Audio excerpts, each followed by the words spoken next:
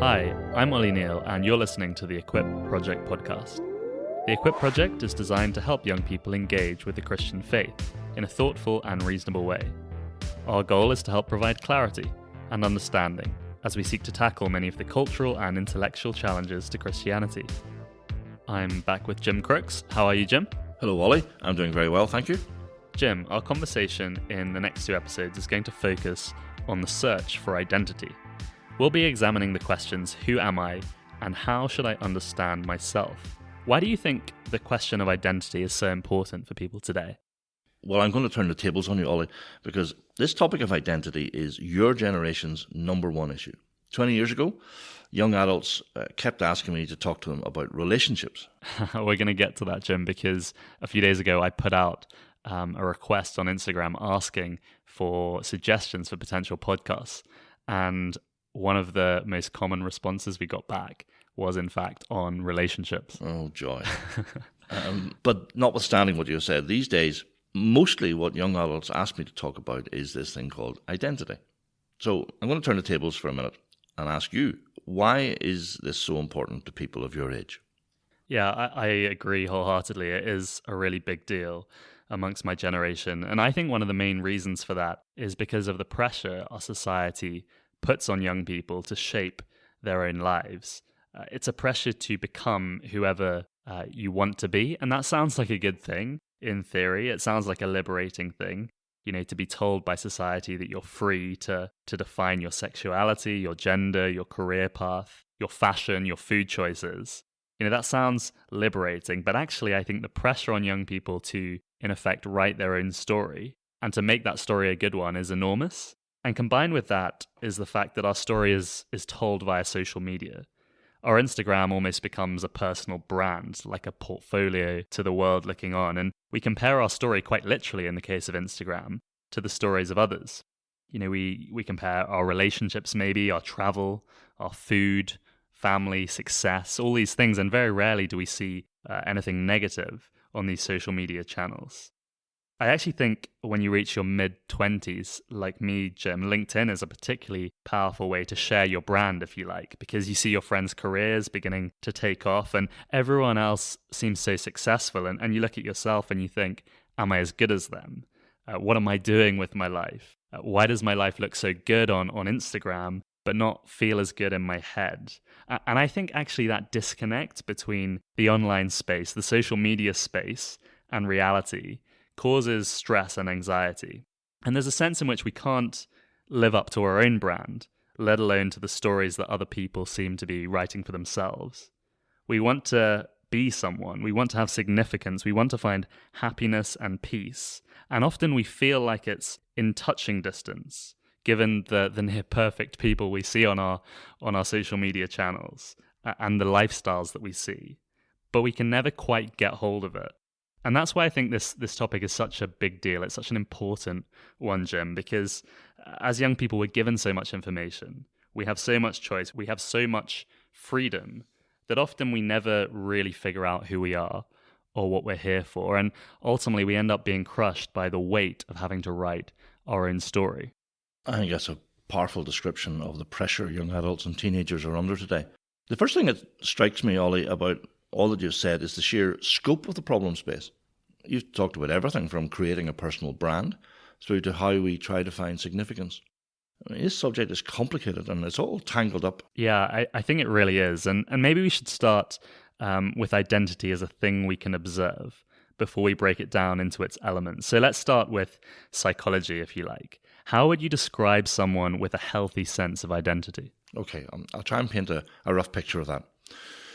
Someone with a healthy self-understanding is going to be at peace with himself or herself. They'll also be at peace with other people in their lives. I would characterize health in this aspect of life as a certain self-forgetfulness, a lack of self-absorption and self-consciousness. They seem to be comfortable in their own skin. People like this who have good identity somehow are able to locate themselves in wider life and feel at home in it. Now, if I was to put that in biblical language, I would talk about a well-ordered soul. The Hebrew word shalom contains this idea of wholeness and health. So somebody with a healthy sense of identity has a wholesome soul. Their personhood is integrated, it's not chaotic, it's not fragmented. They tend to live within a network of healthy relationships, and their lives have a quiet sense of purpose. And what does the opposite look like? How might someone with a weak sense of identity come across to you? They will be painfully concerned with themselves. They'll spend a lot of time inside their own heads. People who struggle with identity feel fragile. Some of them even feel unreal. And inside they struggle with internal contradictions, if you like. So instead of a unified, coherent soul, you get the sense that you're dealing with a collection of actors playing roles to the audience of others' expectations.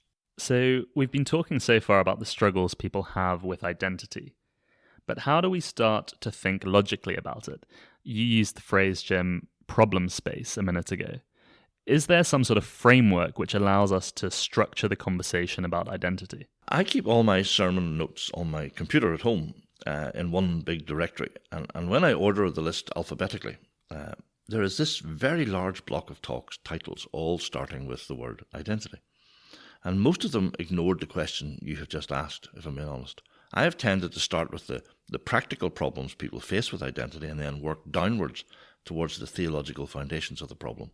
But I'm no longer convinced that that's the right approach. So in this conversation, I'd like us to try something a bit different.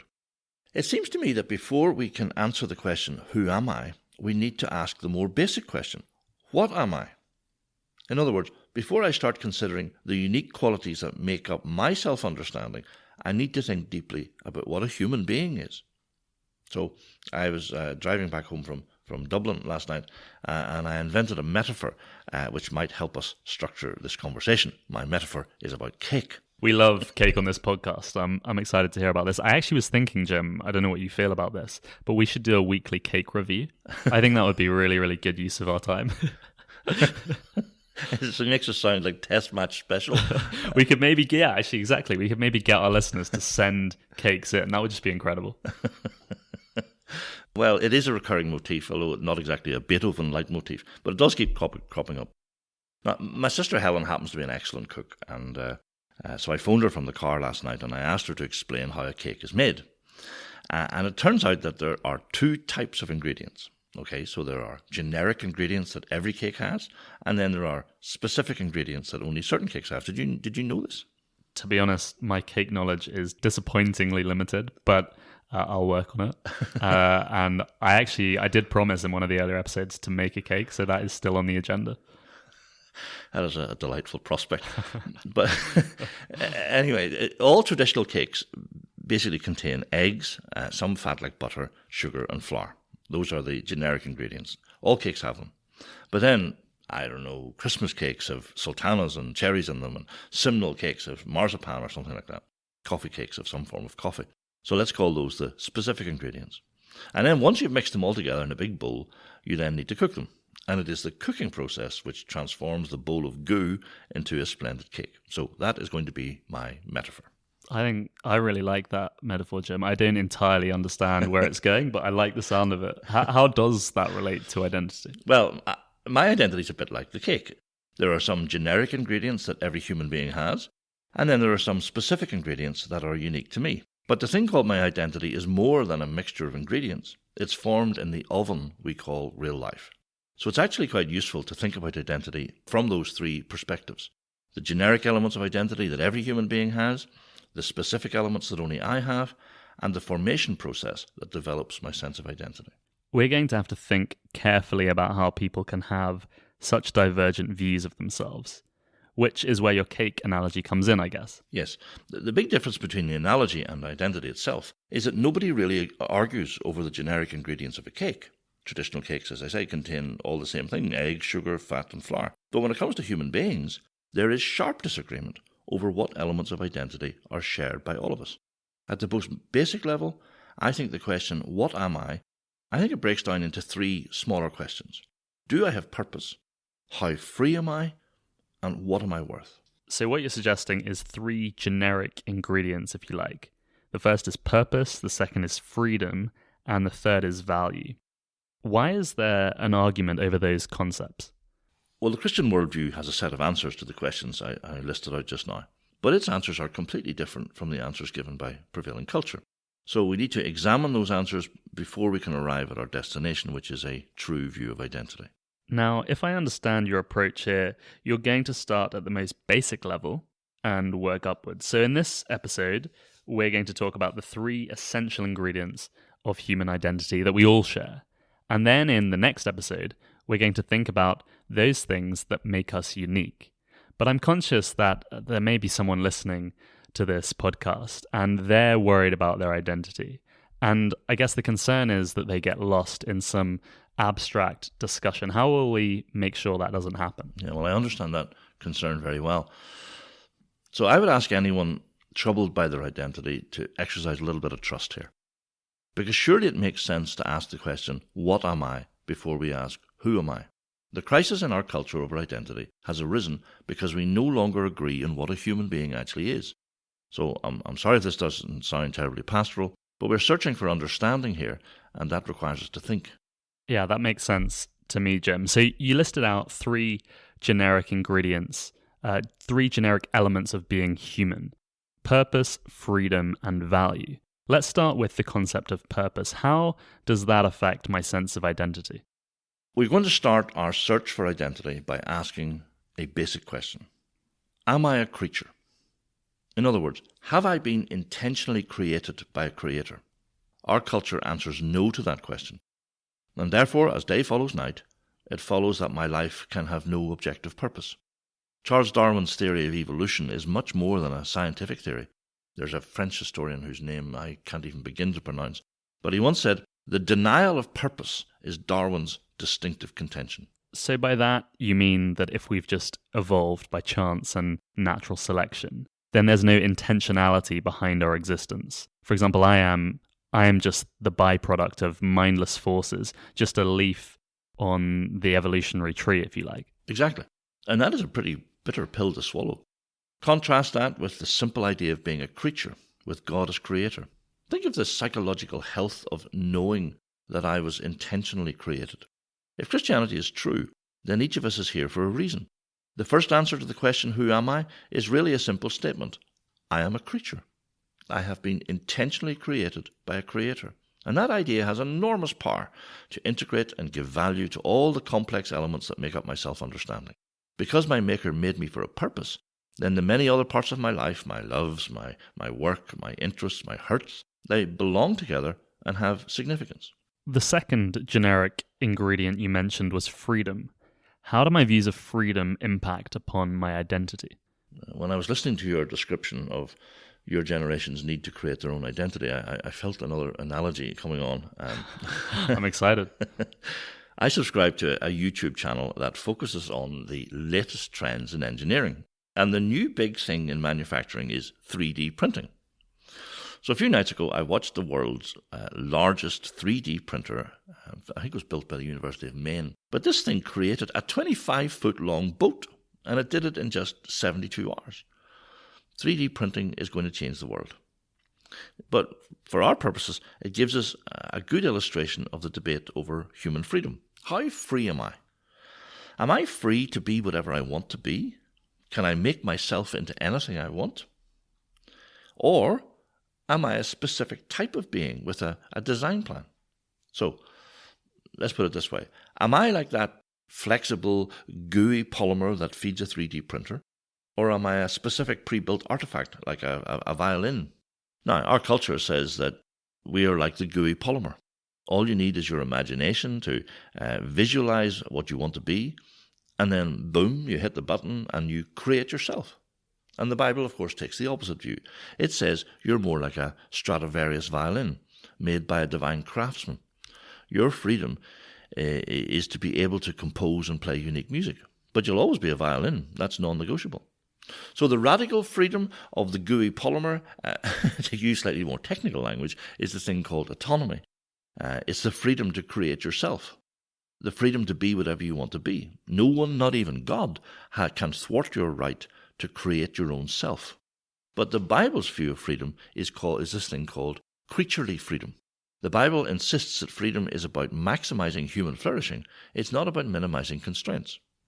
So creaturely freedom is maximized when the creature follows its design plan. Okay, so I get the analogy, but I'm interested to dig a little deeper around this idea of a design plan. Why does the Bible give us a design plan?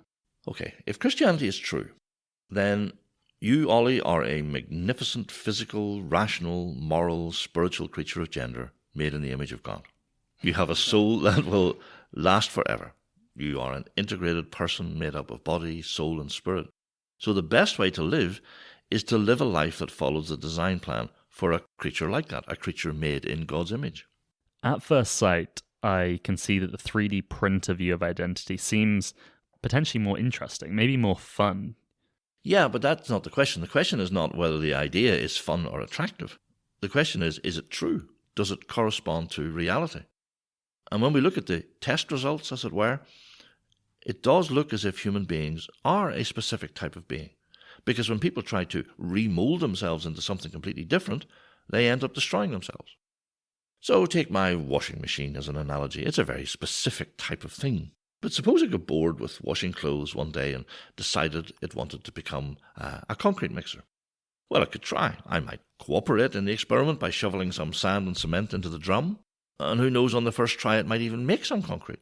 I'd love you to try that sometime. That would be incredible. Well, we both know that within 2 cycles that my washing machine would have destroyed itself. You can't argue with reality. If human beings only have creaturely freedom, and then they decide to tear up their design plan and live as autonomous beings, then they will destroy themselves. That is the Apostle Paul's argument in Romans 1, and the proof of his argument can be seen in every newspaper that we read today. So in our search for identity, we've been forced to answer 2 questions so far. The first is, am I a creature? That is, have I been intentionally created for a purpose or not? Then we have to ask, do I have a design plan? Do I just have this creaturely freedom you talk of? Or can I pursue complete autonomy? In other words, can I create myself or not?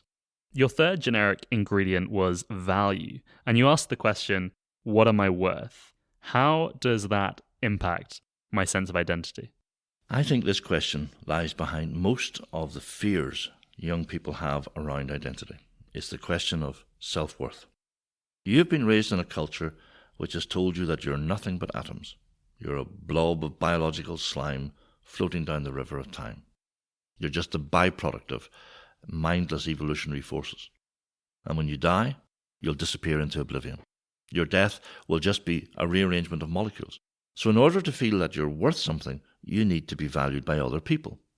Now, contrast that desperate talk with the Bible's view of your value. If the Bible is speaking truth, God made you, He loves you, and that gives you worth. Even if the world regards you as worthless, God finds you valuable. Now, if that's true, then when we look at ourselves in the mirror with all our follies and our weaknesses, we know that we're seeing a unique, eternal masterpiece. Psalm 139 puts it beautifully. We are fearfully and wonderfully made by the greatest craftsman in the universe. So whether we like what we see or not, that gives us real worth, body and soul. If every least scrawl of a Picasso has tremendous value because Picasso made it, so we too, as God's creations, each have unimaginable intrinsic worth.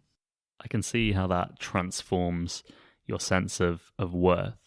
But why do you think this idea of self-worth is such a crucial aspect of identity? Well, think about your description of the identity problem that started this conversation off. All that stuff about envying the Instagram lives of other people or comparing yourself with your peers on LinkedIn. Now, I could be wrong with this, but it seems to me that an awful number of your generation regard their lives like a piece of performance art. They need the applause of other people to fuel their sense of self-worth. So life becomes a performance designed to receive applause. Deep down, if I don't believe that I have any intrinsic value, then I'll feel worthless unless my self-worth gets fueled by the admiration of strangers. Now, some people perform better than others at the Instagram game. So think of a young student looking enviously at a more attractive girl's profile, and she sees this girl has over 1,000 followers. She decides that she is worth less than the girl with better facial symmetry. Something really profound has gone wrong here with the way we measure our self-worth. Yeah, I totally agree with that, Jim. You've argued that the foundational ingredients for anyone's sense of identity are these 3 things: objective purpose, creaturely freedom, and intrinsic worth. I'm still thinking that a person listening to this podcast who's confused about their identity, maybe struggling a little bit, how does our conversation so far give them any practical help? In my experience, a lot of young adults have unconsciously imbibed the 3D printer model of identity. They think, in other words, it's up to them to reach down inside themselves to make the inward turn in order to come up with an interesting identity that they then fashion themselves into. I mean, no wonder so many of your generation are tortured with chronic anxiety. How stressful and lonely that view of identity is. Alone in a universe controlled by forces too dumb even to know you exist. You are solely responsible for creating yourself. Autonomy, it seems to me, is the freedom to be anxious and alone. But now think of the relief, the security of knowing that your life has an objective purpose. Imagine knowing that you have a design plan which will maximize your capacity to flourish and make the most of your life. Then imagine knowing that you were made by God, that you are loved by Him, and that He regards you as more precious than all the galaxies in the universe. If Christianity is true, then you are being endowed with objective purpose, creaturely freedom, and intrinsic worth. So you can know what you are. And that is a great foundation in our search for identity. That knowledge can bestow meaning upon your life, so that every part of it, even its hurts and pain, will make sense. If I remember your fantastic cake analogy correctly, Jim, you talked about the difference between generic ingredients like eggs and flour, and then the specific ingredients found in a Christmas cake or a chocolate cake. Is that right? That's right. In the next episode, then, we're going to think about those unique elements of identity that make up our self-understanding. So I'm looking forward to continuing this conversation next time. Very good. Thank you for listening to episode 5 of the Equip Project podcast. It's been great to have your company. We hope you can join us again for episode 6. If you would like to suggest a topic or question we can talk about together, please email theequipproject@gmail.com. If you enjoyed this episode, do share it with your friends and family, or post a review on Apple Podcasts. We'd love to hear from you.